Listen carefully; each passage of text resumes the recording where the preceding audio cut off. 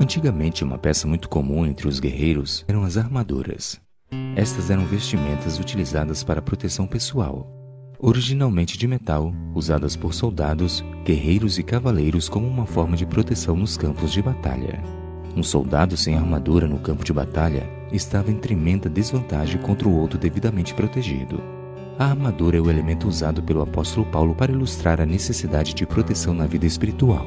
No último capítulo do livro de Efésios, a partir do verso 11, lemos: Vistam-se com toda a armadura de Deus, para poderem ficar firmes contra as ciladas do diabo. Porque a nossa luta não é contra o sangue e a carne, mas contra os principados e as potestades, contra os dominadores deste mundo tenebroso, contra as forças espirituais do mal nas regiões celestiais. O primeiro ponto de destaque do texto é a ênfase dada à expressão toda a armadura de Deus, ou seja, a Bíblia mostra que Deus dá ao crente um conjunto completo de equipamento e Ele nos manda para a batalha com tudo o que precisamos para sairmos vitoriosos. Outro detalhe é que a armadura procede de Deus, ou seja, a proteção necessária para a batalha espiritual não é encontrada na esfera humana. Contra poderes espirituais, somente armas espirituais podem nos proteger.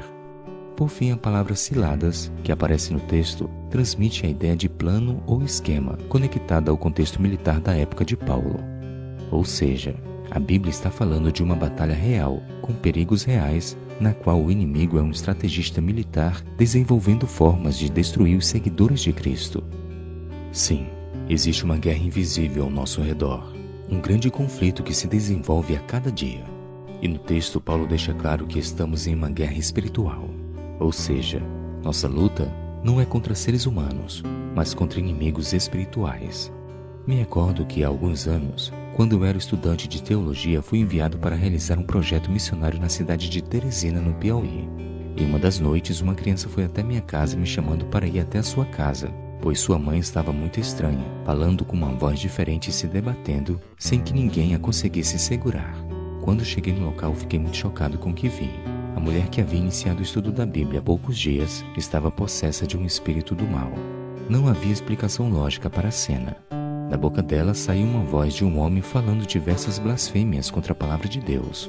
Somente depois de muita oração e leitura do texto bíblico é que o espírito saiu do corpo daquela mulher.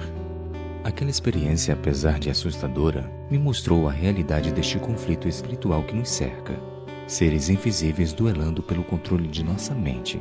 Um conflito cósmico no qual precisamos da proteção espiritual para os perigos espirituais que existem.